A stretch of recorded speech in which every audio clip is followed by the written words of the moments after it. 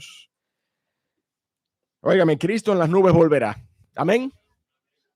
Si usted está aquí en esta mañana y usted proclama ser creyente, usted confiesa con su boca que Cristo Jesús es el Señor. No solamente el Señor en términos generales. Nosotros sabemos que el Señor Jesucristo es el Señor. ¿Sí o no? Es el Señor, pero es el Señor de tu vida. Ese es el clamor que nosotros anhelamos, que en algún momento tú seas capaz de hacer en plena convicción de fe. Clamar que Cristo es el Señor de tu vida. Y si tú estás aquí en esta mañana y clamas que el Señor Jesucristo es tu Señor, y tú no estás esperando, o más que eso, tú no estás creyendo esta verdad acerca de que el Señor Jesucristo en las nubes volverá, entonces yo no sé qué tú haces aquí. Yo no sé qué tú haces aquí en esta mañana. Si tú clamas a Cristo como Señor de tu vida y tú no crees que estas verdades son ciertas y que el pueblo de Dios anhela y espera la manifestación de nuestro Señor Jesucristo y que Él ciertamente en las nubes vendrá y que tomará a su iglesia, dice su palabra, para que donde Él esté, nosotros también estemos. Por los siglos de los siglos, adorando su gloria, asombrándonos y deleitándonos con su gloria, por los siglos de los siglos. Mi hermano, la iglesia de Cristo espera eso. Amén. La iglesia de Cristo espera eso. Usted y yo estamos aquí en esta mañana porque esperamos eso. Usted y yo no estamos aquí en esta mañana, quiero decírselo por favor, por si usted está confundido, para agotar un calendario de esta iglesia local. Usted y yo no estamos aquí por eso. Usted y yo no estamos aquí porque toca hoy reunirnos. Yo siempre he dicho eso. Usted me ha escuchado decir eso antes. Por favor, despréndase de esa idea de cumplimiento de las cosas. Y albergue en su corazón, cuando usted venga aquí a encontrarse con el Señor. Despréndase de la idea de que, mira, toca hoy, toca a esta hora. Vamos a ir porque hoy es domingo y hoy toca estar en la iglesia. Despréndase de esa idea, mi hermano. Y deleítese con la bendición de estar delante de su presencia y delante de su palabra. Eso no lo puede tener todo el mundo. Eso solamente lo tiene, esa bendición solamente lo tiene aquella persona que ha conocido de Cristo como Señor y Salvador, a quien el Señor soberanamente ha tomado y ha añadido a una iglesia local, porque Él es quien lo hace. Y entonces allí en ese cuerpo local comienza a crecer en el conocimiento de Cristo y comienza a caminar sirviéndole, amando a otros y esperando su venida. Amén. Ese es el gozo del creyente, mi hermano. Y por eso que nosotros estamos aquí en esta mañana, deleitándonos en esas promesas. Antes de iniciar, ¿verdad? Yo quiero dar las gracias al Señor, no solamente por los hermanos e invitados que pudieran estar conectados, pero también queremos dar la bienvenida en esta mañana a varios invitados que nosotros vemos, que tenemos delante de nosotros, y quisiéramos, ¿verdad?, que puedan ponerse de pie, por favor, desde allá, el joven que anda, está acompañando a Jason y a Jorge, y nos digan sus nombres, por favor. Su nombre aquí a la derecha mía. Arismendi y Kelvin. Pero también yo quiero que ustedes se queden de pie ahí. Yo quiero que Danielito y su esposa se pongan de pie porque ellos son nuestros invitados hoy también. Danielito y su esposa. Daniel. Y también yo le voy a pedir a Natalie que se ponga de pie. Natalie es una invitada vieja, pero una invitada de nosotros también, ¿verdad? También tenemos a la mamá de Rowdy que está aquí con nosotros. Yo quiero que se ponga de pie también. Otra invitada frecuente ya, gracias al Señor, una invitada frecuente. Póngase de pie, no se me siente, no se me siente. Y delante de usted hay dos jovencitas que están acompañando a Mara y a Jennifer. ¿Ah? ¿No se quieren parar? ¿Cómo no? Vamos, pónganse de pie, chicas. ¿Su nombre? ¿Su nombre? Carla y la otra jovencita. Zuleini. Nosotros queremos darle la bienvenida, ¿de acuerdo? A la 1, a las 2 y a las 3. Bienvenidos. Pueden sentarse, muchas gracias. Es nuestro deleite tenerles en esta mañana. No se me queda nadie allá atrás, ¿verdad que no? Mili, tú no eres nueva. Tu peinado puede ser nuevo, pero tú no eres nuevo. Tampoco es nuevo. Bueno, damos gracias al Señor, de verdad que sí. Mami Milagro, Mami Milagro, no podía quedarse Mami Milagro. Mami Milagro, bienvenida.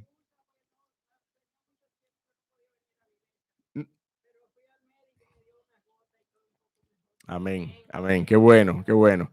Qué bueno que estás con nosotros. No queríamos incluirte dentro de las invitadas para no exponerte. Queríamos como dejarte ahí en reserva, ¿verdad? Bateadora designada. Mami Milagro, no, Mami Milagro, sabemos que has tenido algunas situaciones de tus piernas y gracias a Dios han sido situaciones leves.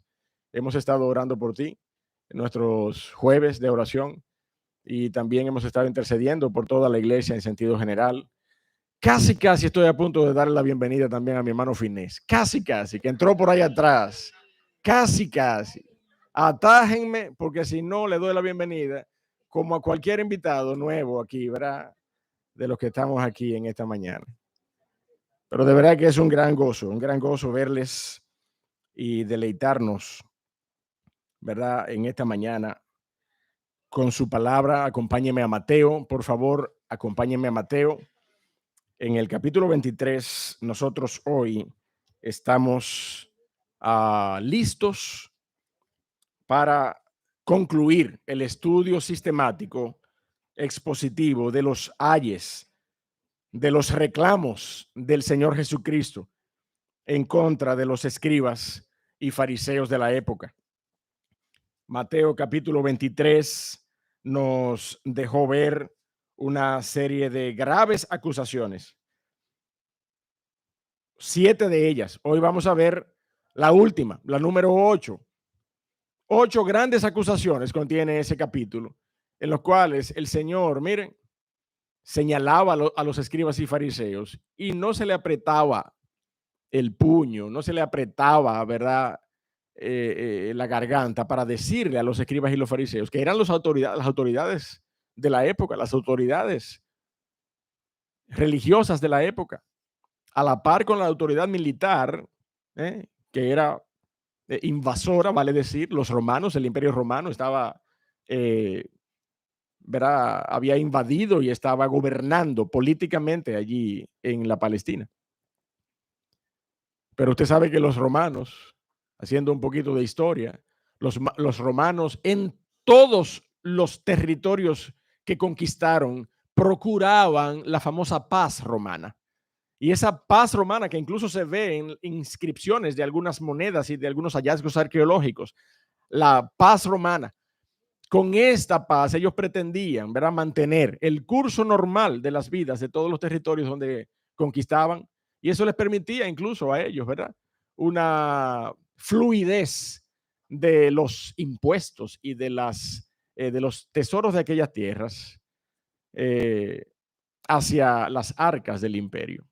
Entonces allí en medio de aquella, ¿verdad?, frágil, porque ciertamente había una serie de grupúsculos rebeldes y revolucionarios allí en la Palestina, como los mismos celotes. Los cananistas eran otros de ellos, ¿verdad? Grupos que se rebelaban en contra y hacían guerra de guerrillas. En medio de aquella frágil paz, gobernaba, ¿verdad?, el Sanedrín y gobernaba la cúpula religiosa. Y junto con el Sanedrín, que estaba mayormente conformada por saduceos, estaban los fariseos y los escribas. Todo aquel era un gobierno, un literal gobierno religioso, ¿verdad? Que de todas maneras, en el buen sentido de la palabra, Jehová, Dios de los cielos, procuró desde el inicio entregar la regulación de la vida de Israel a manos de los sacerdotes y los jueces que eran regulados por los sacerdotes de la casta de Leví. Y la constitución de Israel era la ley de Jehová. De manera que no es una osadía pensar en un gobierno teocrático, pero aquellos hombres habían corrompido la ley de Dios. Ese es el problema. Habían corrompido la ley de Dios y habían llegado a constituir un gobierno viciado, un gobierno que les cabía estos 8 ayes. Y el Señor Jesucristo no se detuvo para mire, reclamarlos delante de ellos. Ay de vosotros, escribas y fariseos, hipócritas, les decía el Señor Jesucristo insistentemente. Y en esta mañana nosotros vamos a ver este último ay del Señor Jesucristo hacia la autoridad religiosa de la época. Pero antes yo quisiera ponernos una vez más en contexto de lo que vamos a hablar para que usted y yo podamos entender claramente de qué se trata esta porción. Estoy seguro que a todos los que estamos aquí de alguna manera, a otros les gusta un poco más otro género de cinematografía, a otros verá otro, pero a la mayoría como que les gusta, le llama la atención un poco el género de esas películas de juicios y de estrados, ¿verdad? De abogados, ¿eh?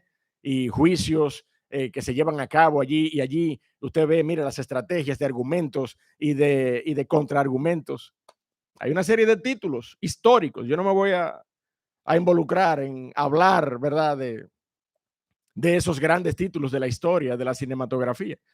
Tendría que entrar en una serie de términos, ¿verdad? Porque yo no soy abogado, ni soy director de cine tampoco. Pero me gusta, ¿verdad? Ese género de películas. Recuerdo uno en particular que se llamaba Cuestión de Honor, algo así. Cuestión de Honor, con Tom Cruise y Jack Nicholson. ¿Eh? ¿Quién se acuerda de esa famosa frase?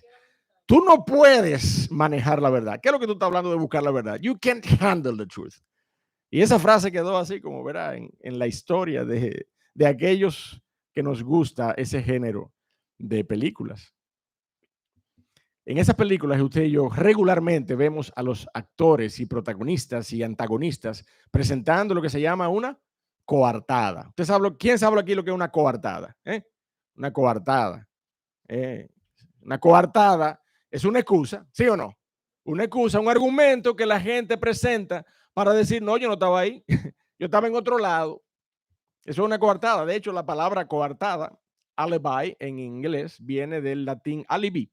Asimismo, la misma palabra que significa en otro lugar. Y eso es lo que significa una coartada, un alibi. Bueno, cuando a ti te dicen, ¿dónde tú estabas? Usted se acuerda de esas películas. ¿Dónde tú estabas, Rowdy, la noche del 5 de marzo a las 7 de la mañana? Ah, no, ¿cómo es? La noche del 5 de marzo a las 7 de la mañana. ¿Dónde tú estabas el 5 de marzo a las 7 de la mañana? Y ahí entonces agarran al acusado con esas preguntas medio sorpresivas y si patinea mucho, mayor peso le cae, ¿verdad? Acerca de su culpabilidad. La persona regularmente presenta una coartada y entonces comienza a presentar argumentos para que le crean que él no estaba ahí, ni en ese lugar, ni en esa hora. Los escribas y los fariseos, mis amados, en esta porción, en esta mañana, hacen eso justamente. Pretenden presentar una coartada delante del Señor Jesucristo, no sabiendo que el Señor Jesucristo conoce los corazones y conoce los pensamientos de los hombres. Y lo que nosotros vamos a ver en esta mañana es justamente eso, al Señor Jesucristo refutando a estos hombres, desmontándole el argumento de su coartada, exponiendo a estos hombres y al mismo tiempo de advertirles a ellos, nos coloca delante de nosotros, mi amado hermano, un cuestionamiento que es con el que vamos a cerrar nuestro mensaje en esta mañana. Pero antes de llegar ahí, a ese punto del cuestionamiento a nuestras vidas hoy, yo quisiera que nosotros nos dediquemos a ver esta porción desde los versos 29 al 36 de Mateo. Mateo 23, 29 al 36 de este mensaje que hemos titulado pretendían inocencia siendo culpables de homicidio. Ay de vosotros, hipócritas, porque pretendéis inocencia siendo culpables de homicidio. Así es que nosotros hemos titulado este mensaje. Quisiera que usted lea conmigo allí con su vista mientras leemos la porción desde el verso 29 hasta el verso 36. Dice la palabra de Dios. Ay de vosotros, escribas y fariseos hipócritas, porque edificáis los sepulcros de los profetas y adornáis los monumentos de los justos y decís, si hubiésemos vivido en los días de nuestros padres, no hubiéramos sido sus cómplices en la sangre de los profetas. Así que dais testimonio contra vosotros mismos, dice el Señor, de que sois hijos de aquellos que mataron a los profetas. vosotros también llenad la medida de vuestros padres. Serpientes, generación de víboras, ¿cómo escaparéis de la condenación del infierno? Por tanto, dice la palabra, he aquí, yo os envío profetas y sabios y escribas, y de ellos a unos mataréis y crucificaréis, y a otros azotaréis en vuestras sinagogas y perseguiréis de ciudad en ciudad, para que venga sobre vosotros toda la sangre justa que se ha derramado sobre la tierra. Óyeme, desde la sangre de Abel, el justo, hasta la sangre de Zacarías, hijo de Berequías, a quien matasteis entre el templo y el altar. De cierto os digo que todo esto vendrá sobre esta generación. Una tremenda acusación del Señor Jesucristo. Y usted y yo vamos a ver que pareciera ser una coartada eficaz. Pero usted y yo vamos a ver cómo el Señor Jesucristo se la desmonta. ¿eh? Y déjeme decirle que eso es uno de los aspectos más emocionantes de ese tipo de películas, ¿verdad que sí? Ver cómo el presto abogado defensor es capaz de eludir todas las artimañas de sus enemigos para entonces levantarse con la victoria, con la verdad en las manos al final ¿verdad? Del relato. Levantarse con la victoria y terminar acusando, señalando justamente a todo aquel que ha enarbolado una coartada falsa. Y esta porción nos muestra eso justamente, mi amado hermano. A los escribas y a los fariseos defendiéndose con mentiras. Por algo el Señor Jesucristo le llamó hipócritas. Pero yo no quiero que nosotros nos quedemos en la historia del relato, ni en la historia del Antiguo Testamento, a la cual apelaremos para nosotros ver la realidad que el Señor Jesucristo le está enrostrando a estos hombres en la cara. Ustedes son culpables de esto, de esto, de esto, de esto. Ustedes son culpables. Yo no quisiera que nos quedemos aquí solamente en ese contexto histórico. Yo quisiera que lleguemos al final de nuestro mensaje en esta mañana con una expectativa de que el Señor puede hablar a tu corazón y al mío hoy. Amén. Esa es la intención de este mensaje en esta mañana. Vamos a orar. Padre, Dios del cielo, una vez más, queremos rogarte, oh Señor, que tú seas por nosotros, que tú nos asistas en esta mañana, que tú nos ayudes. Toma control, oh Señor, de las condiciones insuficientes de este siervo tuyo y ayúdanos a exponer tu palabra. Ayúdanos a exponer tu palabra, oh Señor, y que ella pueda ser entendida delante de los demás, delante de los oídos de los hombres, porque hasta ahí es que podemos llegar. De ahí en adelante te toca a ti hacer la obra, oh Señor, que solamente tú puedes hacer, esa obra soberana de transformar los corazones y que lo que digamos pueda ser oído para salvación. Bendícenos en el nombre de Jesús. Amén. Todo el comportamiento y el carácter de los escribas, mi amado hermano, y de los fariseos ha sido expuesto por el Señor Jesucristo en todo el trayecto de sus acusaciones que nosotros hemos venido estudiando. Y si algo ha sido una constante que usted y yo hemos visto, ha sido esa carga de hipocresía de mostrar, mi amado hermano, mire lo que no es, mostrar una fachada, mostrar una simulación delante de los hombres, una simulación de rectitud, una simulación de justicia, una simulación de educación, de formalidad, bien cambiadito por afuera. Usted y yo lo escuchamos en ese, creo que sexto que el Señor Jesucristo les reclamó. El vaso y el plato limpio por afuera y por dentro llenos de inmundicia, decía la palabra de Dios. Y ese era el carácter de los escribas y los fariseos. Constantemente, esa es la constante, ese es el común denominador de la conducta de los escribas y los fariseos en todo este desarrollo del capítulo 23. Una fachada de hipocresía. Y déjeme decirle, mientras más estridente, mientras más colorida es la fachada, más oculta detrás. ¿Sí o no? Más oculta detrás.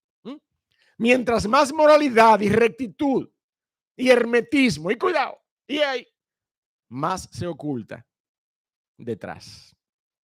Eso fue lo que el Señor Jesucristo nos enseñó a ver a través de todo este acusatorio público que el Señor Jesucristo hizo delante de estos hombres, ya sea en el orden de su conducta, estos hombres estaban siendo expuestos, o en el orden de su carácter, o en el orden de sus intenciones, mi amado hermano. Eso fue lo que vimos. Por eso ver a los escribas y los fariseos edificar los sepulcros de los profetas, estar interesados en edificar sepulcros a los profetas, posiblemente a aquellos profetas o hombres o aquellos hombres de Dios que fueron muertos y no se les dio la correcta sepultura, la digna sepultura. Yo no voy a decir la cristiana sepultura porque yo no creía en el Señor Jesucristo, pero la digna sepultura. Preocupado por edificar los mausoleos y los monumentos de estos caídos, de estos hombres de Dios, y adornar la tumba de los justos, dice su palabra, dice esta porción. Mire, cuando nosotros vemos ese comportamiento de mano de los escribas y los fariseos, usted tiene que inmediatamente, aquí hay algo raro. Aquí hay algo raro, porque esta gente lo que son es unos hipócritas.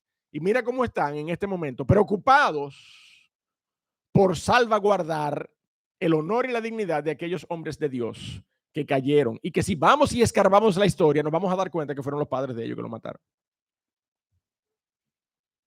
Como también ha resultado ser una responsabilidad directa de ellos, algunas cosas que han ocurrido y que vamos a ver en esta mañana. Y el Señor Jesucristo, por eso es que les reclama, porque ciertamente, mi hermano, su coartada pareciera ser una coartada eficaz, pareciera ser una coartada eficaz delante del reclamo del Señor. No, yo no estaba ahí, eso eran los días de mis padres. Si nosotros hubiéramos estado ahí, no hubiéramos hecho eso. Esa es la coartada que estos hombres han presentado. Pero yo quisiera que nosotros veamos el detalle de la porción esta mañana para que nosotros veamos cómo el Señor Jesucristo desmonta todo argumento de aquellos escribas y los fariseos, que tenían por norma, tenían por costumbre eso, mi amado hermano, aparentar que todo está en orden, mientras su estructura de moralidad y de justicia propia se cae a pedazos en el interior de sus corazones. ¿Usted no se acuerda que eso fue lo que pasó con nuestros primeros padres? ¿Usted se acuerda que eso fue lo que pasó con Adán y Eva? ¿Usted se acuerda que fue lo que hicieron ellos después de pecar? Y después de eludir la presencia del Dios creador que les llamaba y que les confrontaba con su condición. ¿Usted se acuerda qué fue lo que ellos hicieron? Se cosieron para sí mismos. ¿Qué cosa? Hojas, con hojas de higuera se hicieron vestidos, ¿sí o no? Con hojas de higuera se cosieron para sí mismos vestidos para cubrir su pecado. ¿Y qué es eso? Si no, aquí no pasa nada. Todo está en orden, todo está en orden. Desnudez, exposición. No, yo estoy cambiadito. ¿Usted me entiende por dónde que yo voy? Y el Dios de los cielos tuvo que desestimar de manera contundente ese intento del hombre por cubrir su pecado. Y fue entonces Dios que se encargó de proveer para ellos una vestidura que, si usted y yo analizamos, no lo vamos a hacer en este momento, pero si usted y yo analizamos a profundidad, implicó un sacrificio. Implicó un sacrificio porque fue con piel que el Señor Jesucristo les vistió, no fue con hojas de higuera. Y ya hemos analizado eso antes en el proceso de hipocresía de los escribas y los fariseos, en el carácter y en la actitud hipócrita de los escribas y los fariseos. Ya lo hemos visto. Debió haber sido suficiente para nosotros 7 años para nosotros ver esa actitud. Hoy estamos estudiando el 8º.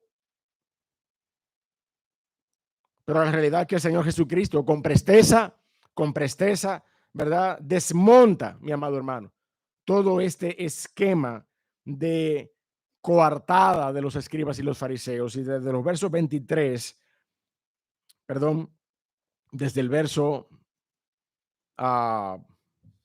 ¿dónde estoy? Desde el verso 29 hasta el verso 30, esos 2 primeros versículos, nos muestran al Señor Jesucristo, mire, exponiendo, trayendo a luz y detallando la coartada de los escribas y los fariseos. Usted sabe que cuando un abogado ya ha descifrado cuál es la coartada, una de las evidencias clásicas para desestabilizar la barra de, ¿verdad?, de la defensa del acusado es, mire, describir la coartada, aunque todavía él no ha presentado el contraargumento, pero describe la coartada de pies a cabeza y entonces ya con eso, mire, despoja de todo argumento a la persona que ha presentado la coartada. Y eso es lo que el Señor Jesucristo hace en estos versículos, desde el 29 hasta el 30. Lea conmigo. Ay de vosotros, escribas y fariseos hipócritas, porque edificáis los sepulcros de los profetas y adornáis los monumentos de los justos, y decís, si hubiéramos vivido en los días de nuestros padres, no hubiéramos sido sus cómplices en la sangre de los profetas. Esa es una descripción clara de lo que ellos están haciendo. El Señor ha traído a luz la intención de estos hombres. Eso es lo que él ha hecho. Y ha expuesto la coartada de los escribas y los fariseos. Una coartada que parecía sencilla. Como ya les he dicho, no, nosotros no estábamos allí. Ni siquiera ha ocurrido en nuestros días. Si hubiésemos vivido en los días de nuestros padres, no hubiéramos sido sus cómplices en la sangre de los profetas. Es más, vamos a construir algunos sepulcros para aquellos hombres a quienes nunca se les dio adecuada sepultura y vamos a adornar, a poner flores a los monumentos de esos hombres justos que padecieron. Esa es la coartada de los escribas y los fariseos. Y usted y yo sabemos que mientras más sencilla y directa sea la coartada, más robusta es. Pero en la medida en que usted tiene que dar explicaciones de la coartada, en esa misma medida se debilita. En esa misma medida se debilita. Eso es como un chiste. Los chistes que usted tiene que explicar mucho, olvídese que no sirve. El chiste que le impacta a usted inmediatamente, le saca una carcajada al otro y ese chiste es bueno. Pero si usted tiene que explicarlo, no, mira, lo que pasa es que lo que yo quise decir, entonces usted comienza a dar el algoritmo del chiste. No, déjese de eso. Usted no sabe decir chiste entonces. A veces estoy yo confrontando, ¿verdad? A estudiantes, que usted sabe que un estudiante adolescente siempre se quiere salir con la suya. Y siempre entiende que saben más y tiene más estrategia que la autoridad. Y desde que tú confrontas a un estudiante con una situación de un, ¿verdad?, quebrantamiento de la norma y tú ves que en vez de ser directo y claro con sus excusas, lo que comienza es a patinar y a decir que no, que lo que pasa es, mira, tío Santiago, es que esto. Inmediatamente le pongo la carita así, tú no me estás hablando la verdad. Tú no me estás hablando la verdad. Ven, siéntate aquí, hasta que tú no me digas la verdad, tú no vas a salir de aquí de mi oficina. Pero yo tengo recreo. Bueno, te voy a quitar 50% de tu recreo. Y así nos vamos a quedar una semana, 50% de tu recreo, hasta que tú me digas qué fue lo que pasó. Allá se conoce como la dieta de tío Santiago. 50% del recreo de los estudiantes. Cuando quieren ser deshonestos y presentar coartadas falsas. Que uno ya pasó por ahí, mi hermano, y no es verdad. No es verdad. Que son jóvenes que se van a salir con la suya. Y mire, se lo digo, es con gracia y con amor. A veces yo voy y le compro una merienda y le toma para que tú veas que yo te amo. Pero tú tienes que ser honesto conmigo. Ellos terminan diciéndome las cosas, casi siempre terminan diciéndome las cosas. O terminan ellos o terminan otros diciéndome lo que pasó. Entonces yo lo llamo a los dos y yo le digo, tú ves que el Señor no deja nada en oculto. El Señor trae todo a luz. No me lo dijiste tú, pero me lo dijo tu compañero. Y ya, háganse amiguitos, no se me maten ahora por eso. Después que salgan de aquí. Una coartada, mi hermano, tenían esos escribas y fariseos que parecía adecuada. Nosotros no éramos de ese tiempo, nosotros no estábamos en eso, pasó en la fecha de nuestros padres. Oscar Wilde decía, no te acostumbres a dar muchas excusas, porque tus amigos no la necesitan y tus enemigos no te la van a creer. Cuando tú tienes que dar mucho argumento por una coartada, mira, el Señor Jesucristo, mi amado hermano, apunta directamente al esquema de argumentos de los fariseos, los expone, declara el detalle de su mentira. Esa era más que una coartada, era una aberrante y abierta mentira delante de los ojos de aquel que escudriña los corazones, porque no era verdad que ellos no eran culpables. Ellos mismos habían sido justamente, precisamente, cómplices de la muerte de Juan el Bautista, ¿sí o no? Ellos habían dicho, no, si nosotros hubiéramos vivido en esa época, nosotros no hubiéramos sido cómplices de la muerte de los profetas, pero ustedes están aquí hoy y ustedes fueron cómplices de la muerte de Juan el Bautista. Ustedes fueron cómplices, ustedes posiblemente no levantaron sus manos, espada en mano, ¿verdad? Sobre el cuello de Juan el Bautista, pero ustedes sabían que Herodes lo tenía preso a Juan el Bautista y no dijeron nada. Y han sido cómplices de la muerte de los profetas. De manera que el Señor Jesucristo, mi amado hermano, le desmonta a ellos la coartada de una manera magistral. El Señor Jesucristo expone la mentira en su cara. Porque mientras claman estar apartados de los hechos de sus padres, construyendo monumentos para aquellos que mataron sus padres, se encargan ellos mismos de dar muerte a los que les han sido enviados. Por eso que más adelante, y lo vamos a estudiar, lo vamos a ver en detalle el domingo que viene, el Señor Jesucristo declara allí en el verso 37, míralo conmigo si estás conmigo en Mateo 23, el Señor Jesucristo declara allí en el verso 37, Jerusalén, Jerusalén, ¿qué dice allí? Que matas a los profetas y apedreas, ¿a quiénes?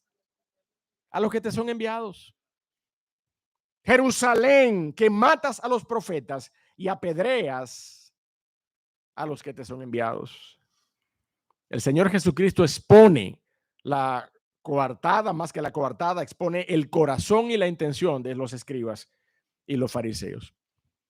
Pero la desmonta también. No solamente la expone en detalle, esto es lo que ustedes querían decirme a mí. Pero mira, la desmonta. Verso 31. Verso 31 hasta el 33. Vamos a leer. Dice, así que dais testimonio contra vosotros mismos de que sois hijos de aquellos que mataron a los profetas. Entonces tú puedes decirme lo que tú quieras, pero tú eres hijo de un asesino, ¿ah?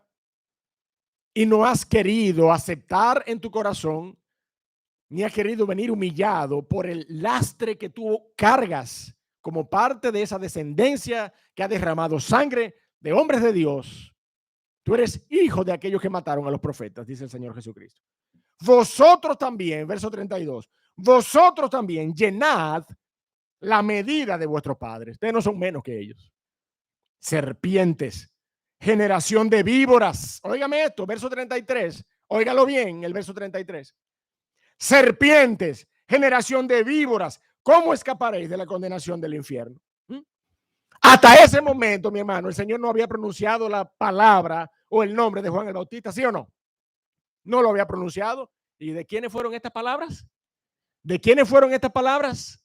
De Juan el Bautista. El Señor Jesucristo, mire, sabiamente utilizó las palabras de nada más y nada menos que de Juan el Bautista. Vaya conmigo a Mateo, capítulo 3. Mateo, capítulo 3, verso 4 al verso 9.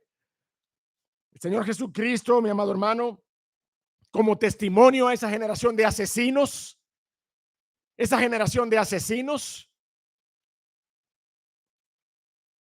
Señor Jesucristo acababa de utilizar en ese momento las palabras literales de Juan el Bautista, ese en contra del cual ellos fueron cómplices.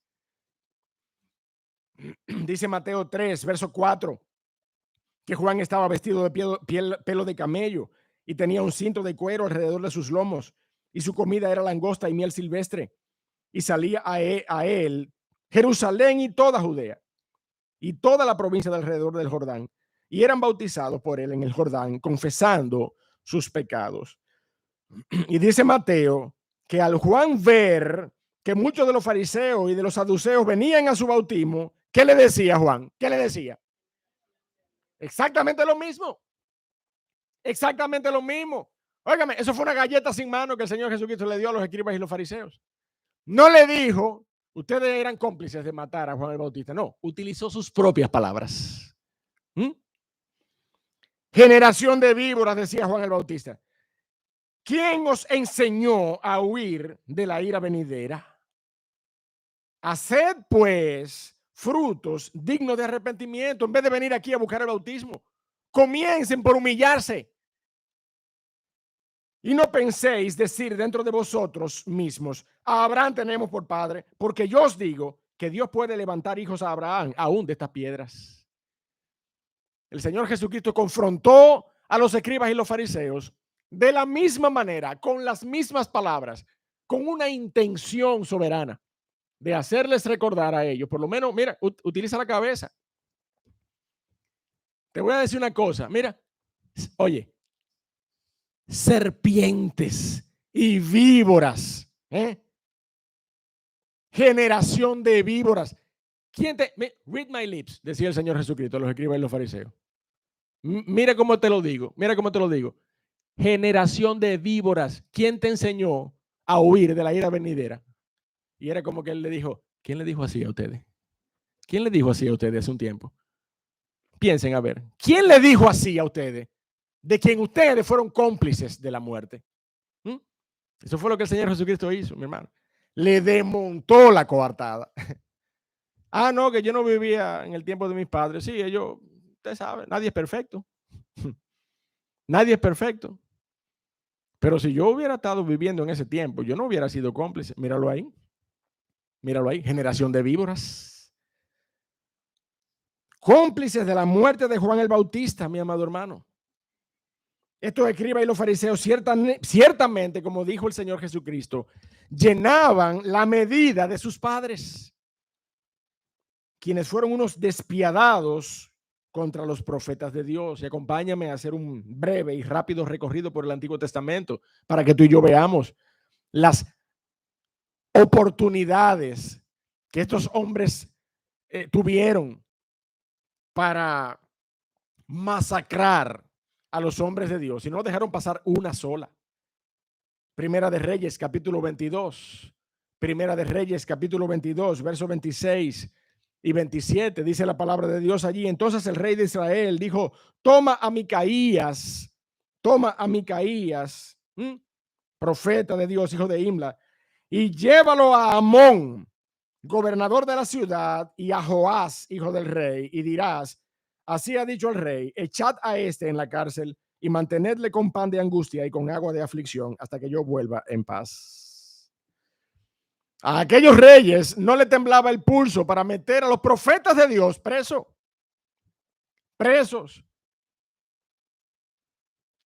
Y estos hombres, mi hermano, no se amilanaban.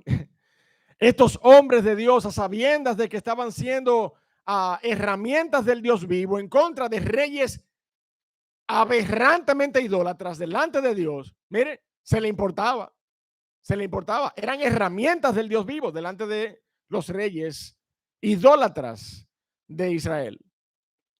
Y eran objeto de persecución, eran objeto de cárcel, eran objeto de muerte. Jeremías 20, verso 1 y verso 2. El sacerdote Pasur, hijo de Imer, que presidía como príncipe en la casa de Jehová, oyó a Jeremías que profetizaba estas palabras y azotó Pasur al profeta Jeremías y lo puso en el cepo que estaba en la puerta superior de Benjamín, la cual conducía a la casa de Jehová. Lo amarró ahí, lo amarró en un cepo en las puertas de la fortaleza, en las puertas de la ciudad. Segundo libro de Crónicas, capítulo 24, versos 20 y 21. Entonces el Espíritu de Dios vino sobre Zacarías, hijo del sacerdote Joiada, y puesto en pie, donde estaba más alto que el pueblo, les dijo, así ha dicho Dios, ¿por qué quebrantáis los mandamientos de Jehová? No os vendrá bien por ello, porque por haber dejado a Jehová, él también os abandonará.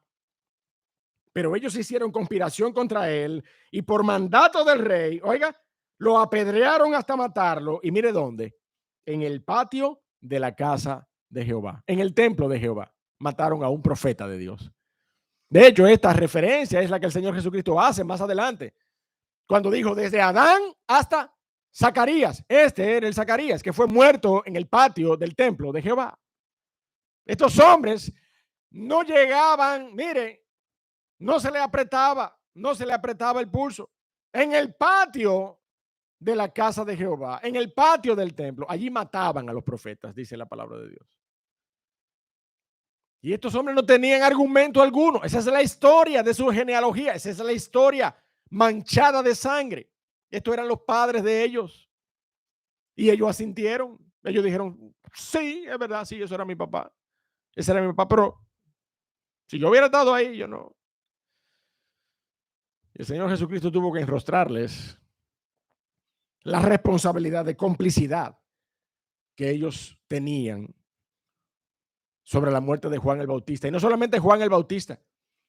La historia nos habla acerca de muchos otros mártires, hombres de Dios, sin contar a los de la iglesia primitiva. Esteban apedreado, Jacobo muerto a espada, hombres de Dios perseguidos por la causa del evangelio de Cristo.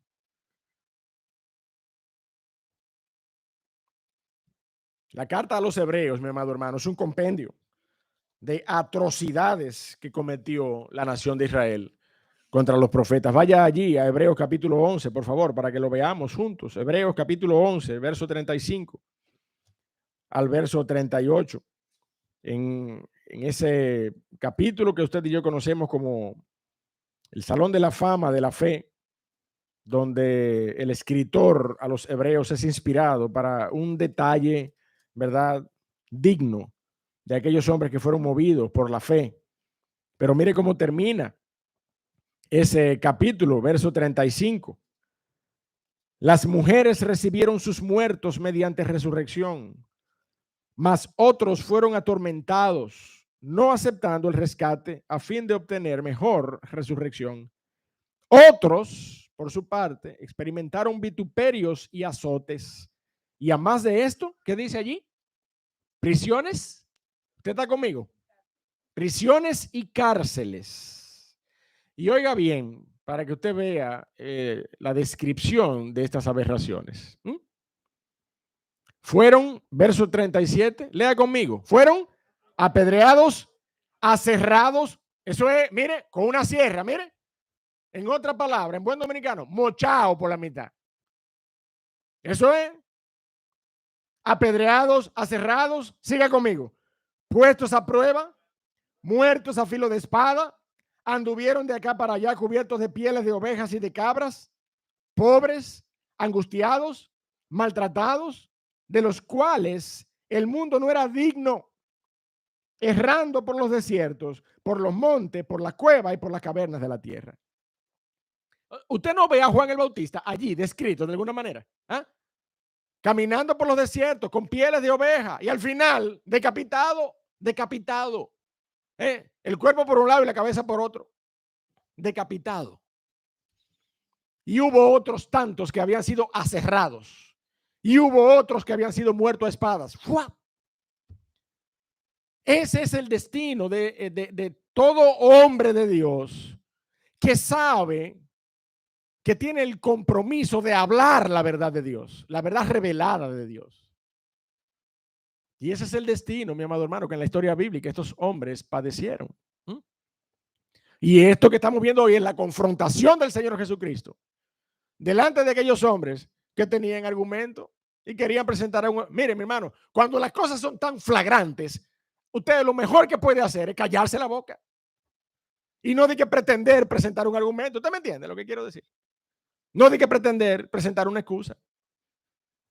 El Señor Jesucristo los encaró. El Señor Jesucristo, mire, deshizo su coartada, la desmenuzó Y después el Señor Jesucristo la desmontó. La desmontó, le desmontó la coartada a estos hombres. El Señor, mi amado hermano, de todas maneras, yo quiero decirte en este momento, es el que hace la diferencia en las personas, sin importar cuán culpables hayan sido.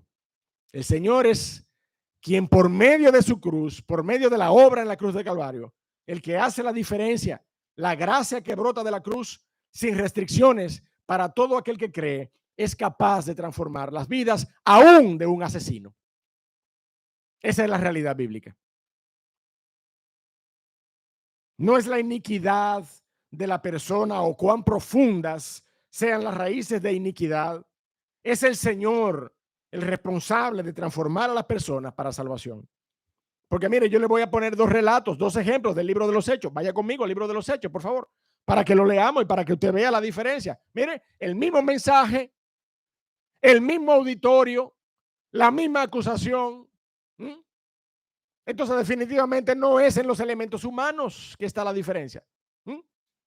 Es en la soberanía de un Dios a quien le pertenece la salvación. La salvación está en sus manos. Amén. La salvación es de nuestro Dios. Y déjeme mostrarle. Hechos.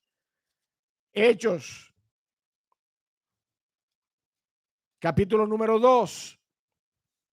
Hechos capítulo número 2. Verso 32 al verso 38. Lea conmigo. A este Jesús, eso era Pedro en su primer discurso, de donde salió esa primera iglesia de 3,000 y pico de miembros. A este Jesús resucitó Dios, de lo cual todos nosotros somos testigos. Hechos 2, 32. Así que, exaltado por la diestra de Dios y habiendo recibido del Padre la promesa del Espíritu Santo, ha derramado esto que vosotros veis y oís, que vosotros veis y oís. Porque David no subió a los cielos, pero él mismo dice, dijo el Señor a mi Señor, siéntate a mi diestra hasta que ponga a tus enemigos por estrado de tus pies. Sepa pues, verso 36, sepa pues ciertísimamente toda la casa de Israel, en otras palabras, aquellos mismos Jerusalén, que el Señor Jesucristo aludió cuando clamó delante de ellos. Dice Pedro en este momento, sepa pues ciertísimamente toda la casa de Israel que a este Jesús, a quien vosotros crucificasteis, Dios le ha hecho Señor y Cristo. Dios le ha hecho Señor y Cristo. Y mire la respuesta, mi hermano. Mire la respuesta en el verso 37. ¿Qué dice? Al oír esto, ¿qué dice? Se compungieron de corazón. Se compungieron de corazón y dijeron a Pedro y a los otros apóstoles, varones hermanos, ¿qué haremos? Sí, ya somos convictos, ya se nos desmontó la excusa, la coartada, ya. ¿Qué haremos? Esa es la actitud de estos hombres. Y Pedro les dijo, verso 38, ¿qué les dijo Pedro?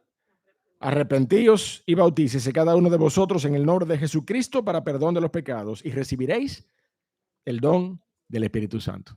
Gloria a Dios. Gloria a Dios. ¿Estaba Pedro hablando con asesinos? ¿Sí o no? ¿Eran ellos? ¿Fueron ellos? ¿Fueron ellos mismos? No fueron los sirios que vinieron, entonces se colocaron allí a escuchar a Pedro. No, fue la casa de Israel, fue Jerusalén. Tú que matas a los profetas y apedreas a los que te son enviados. Fueron ellos los que en ese momento escucharon y dijeron, ¿qué haremos? ¿Fueron ellos mismos? ¿Usted quiere ver la otra cara de la moneda? Vaya conmigo a Hechos 7. Mire la otra cara de la moneda. Hechos 7, verso 44 al 53. Esteban, la historia de Esteban. Tuvieron nuestros padres, eso era Esteban hablando. Yo no lo voy a leer desde el principio del capítulo porque es una larga lectura, pero me interesa leer esta porción. Tuvieron nuestros padres el tabernáculo del testimonio en el desierto, como había ordenado Dios cuando dijo a Moisés que lo hiciese conforme al modelo que había visto, el cual, recibido a su vez por nuestros padres, lo introdujeron con Josué al tomar posesión de la tierra de los gentiles, a los cuales Dios arrojó a la presencia de nuestros padres hasta los días de David. Verso 46, Hechos 7. Este halló gracia delante de Dios y pidió proveer tabernáculo para el Dios de Jacob. Mas Salomón fue que le edificó casa. Tú te estás dando cuenta que es una historia, era una narrativa que Esteban está haciendo acerca de cómo el pueblo había transitado en su relación con Dios. Y mira el verso número 48, verso 48 de Hechos 7. Si bien el Altísimo no habita en templos hechos de manos, como dice el profeta, el cielo es mi trono y la tierra el estrado de mis pies. ¿Qué casa me edificaréis? Dice el Señor. ¿O cuál es el lugar de mi reposo? ¿No hizo mi mano todas las cosas? A pesar de eso, dice la porción, verso 47, Salomón le hizo casa, le hizo templo, ¿no? El primer templo. Pero mira lo que dice el verso 51, entonces ya una acusación directa de Esteban. Duros de cerviz e incircuncisos de corazón y de oídos, ustedes. Vosotros resistís siempre al Espíritu Santo, como vuestros padres, así también vosotros. Míralo ahí. El Señor Jesucristo le dijo, ustedes cumplen la medida de vuestros padres. Y Esteban también se lo dijo. Vosotros resistís siempre al Espíritu Santo, como vuestros padres, así también vosotros. ¿A cuál de los profetas no persiguieron vuestros padres? Dígame uno. A todito lo persiguieron, dijo Esteban. Y mataron a los que anunciaron de antemano la venida del justo, a quien vosotros ahora habéis sido entregadores y matadores. Vosotros que recibiste la ley por disposición de ángeles y no la guardasteis. Y mire la diferencia, mire la actitud, verso 54. ¿Qué dice allí? ¿Qué dice allí? Oyendo estas cosas, en vez de decir, ¿qué haremos? Mire, en vez de estas cosas, se enfurecían en sus corazones y crujían los dientes contra Esteban. Mire, y lo mataron. Lo mataron. Yo no sé si usted me está entendiendo. Mi amado hermano, nosotros vamos a llegar a la conclusión en unos minutos. Pero yo no sé si tú me estás entendiendo. Tú y yo hoy no podemos alegar que somos inocentes de la muerte de Cristo Jesús. A ti y a mí, mira, con más facilidad se nos cae la coartada. Y yo lo que quiero es que tú comiences a pensar desde este momento hasta que concluyamos en esta mañana, ¿cómo nosotros responderemos? ¿Cómo que nosotros responderemos? ¿Cómo tú que estás en Cristo, aquí hoy o conectado, vas a responder? Tú vas a responder, ¿qué haremos? Pastor, ¿qué haré? O tú vas a crujir los dientes en contra de esta palabra. Eso es lo que yo quiero que tú pienses en esta mañana. Cristo Jesús es la diferencia. Cristo Jesús es la diferencia. La misma historia, el mismo auditorio, desenlaces completamente diferentes. Entonces no es la persona, ni es en ella que descansa la historia de su relación con Cristo. Es en aquella persona a quien Dios soberanamente mueve a compungimiento, a convicción de pecado, a arrepentimiento, a contrición por su pecado, que puede entonces venir el Espíritu Santo como don para salvación y vida eterna. ¿Cuál es el dictamen de la sentencia entonces, mi amado hermano? Vimos al Señor Jesucristo exponiendo la coartada, vimos al Señor Jesucristo desmontando la coartada. Y ahora yo quiero que veamos el dictamen de la sentencia, verso 34 de Mateo 23. Ve conmigo y con esto concluimos. Por tanto, he aquí, yo os envío profetas y sabios y escribas, y de ellos a unos mataréis y crucificaréis. Cualquiera piensa que él está hablando de sí mismo, ¿sí o no? A unos mataréis y a otros crucificaréis, a otros azotaréis en vuestras sinagogas y perseguiréis de ciudad en ciudad para que venga sobre vosotros toda la sangre justa que se ha derramado sobre la tierra, desde la sangre de Abel, el justo, hasta la sangre de Zacarías, hijo de Berequías, a quien matasteis entre el templo y el altar. Óigame, mi hermano, mataron a muchos, crucificaron a muchos, azotaron a varios más, persiguieron a los que le fueron enviados, para que quedara claro, mi amado hermano, como el cristal, que la sentencia pronunciada en contra de ellos será completamente justa.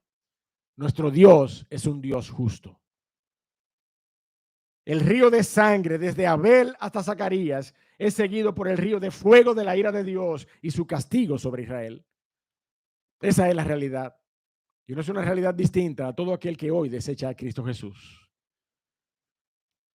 Mi amado hermano, la sangre de Cristo pesa. La sangre de Cristo pesa sobre nosotros. El Señor Jesucristo fue clavado en una cruz.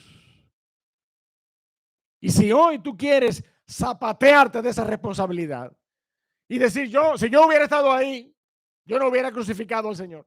Mira, te expones a que tu coartada sea igualmente desmontada y seas confrontado por continuar posponiendo a Cristo en tu vida. Por continuar día tras día, semana tras semana, posponiendo a Cristo Jesús en tu vida. El Señor Jesucristo dictaminó sentencia sobre estos hombres. Dictaminó sentencia sobre estos hombres. No queda duda, mi amado hermano, que estos escribas y fariseos eran culpables desde la sangre de Abel hasta la sangre de Zacarías. Y no puede ser de otra forma, porque justamente lo que significa quebrantar un solo aspecto de la ley en la palabra de Dios realmente representa ser culpable, dice la Biblia, de todos. ¿Sí o no? Eso no es lo que nosotros conocemos. Vaya conmigo a Santiago y con esto cerramos en esta mañana. Santiago, capítulo número 2, verso 8 al verso 11. Santiago, capítulo número 2, verso 8 al verso 11. Si en verdad cumplís la ley real, conforme a la Escritura, amarás a tu prójimo como a ti mismo, está bien, bien hacéis. Pero si hacéis acepción de personas, cometéis pecado y quedáis convictos por la ley como transgresores de toda la ley, de toda la ley. Porque cualquiera que guardare toda la ley, pero ofendiere en un punto, ¿qué dice la palabra?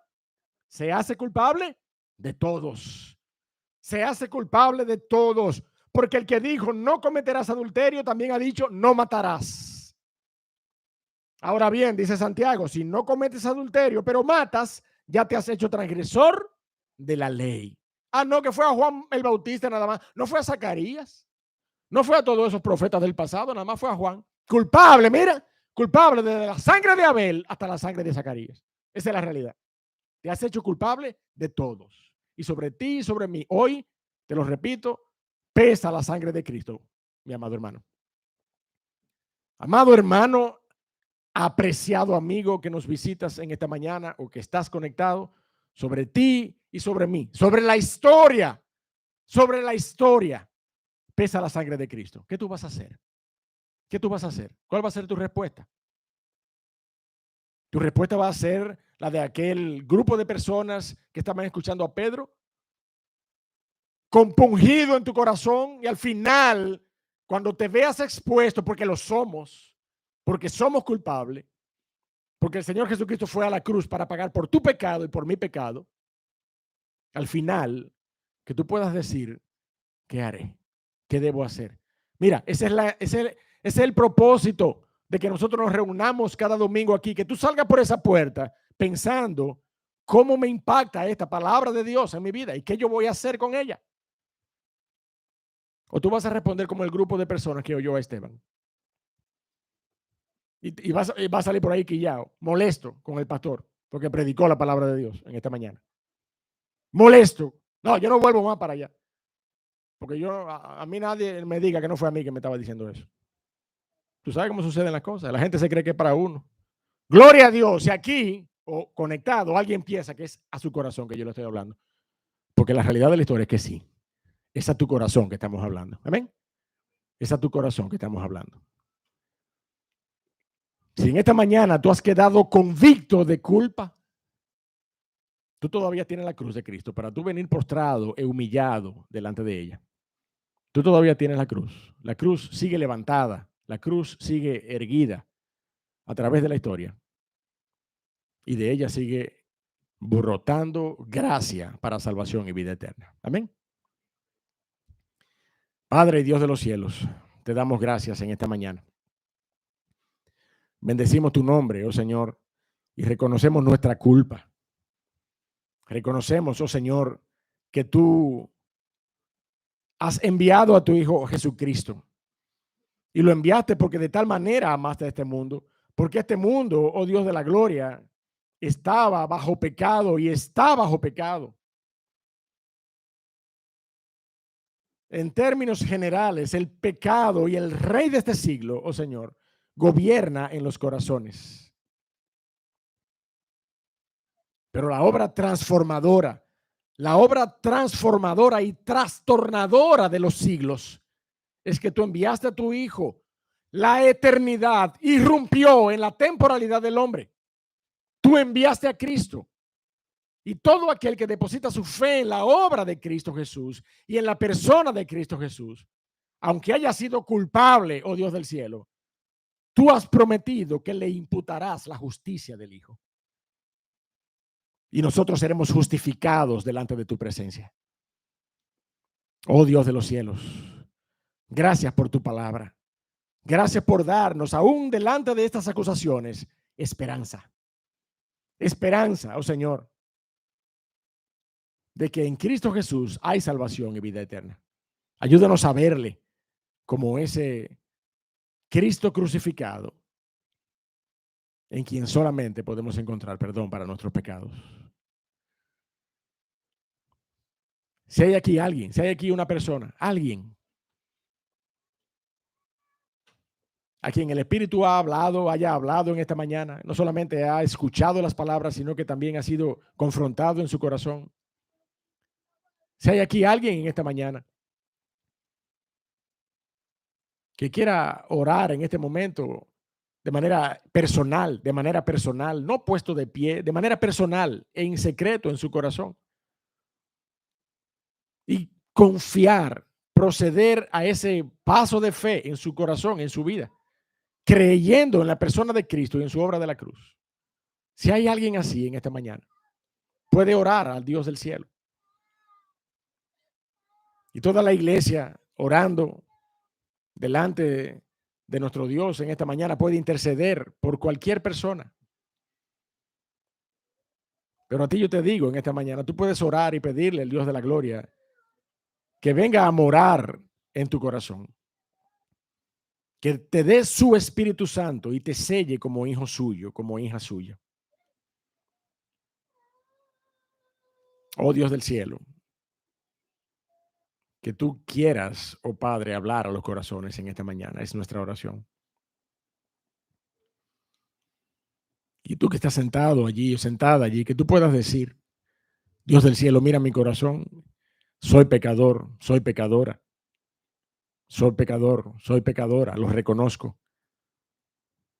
No he sido culpable de asesinato, pero sé que la sangre de tu Hijo Jesucristo pesa sobre mí. No he matado a nadie directamente, pero sé que una sangre preciosa fue derramada en un madero por mi culpa, por mi pecado. Te ruego, oh Dios del cielo, que me perdones, que perdones mi condición de pecado y me recibas como un hijo tuyo.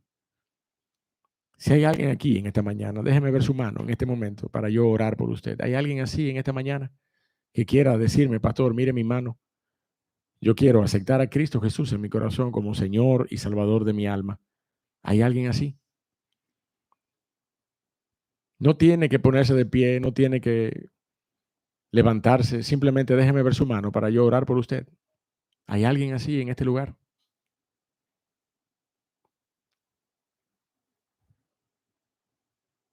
Dios y Padre Santo, te damos gracias por tu palabra. Ayúdanos a continuar predicándola. Pero, oh Dios de la gloria, ten misericordia de cada persona que nosotros invitemos a conectarse o a estar presentes, para que tú seas el que trabajes en sus corazones. Guárdanos, oh Señor, en este tiempo y bendícenos. En el nombre de Cristo Jesús. Amén.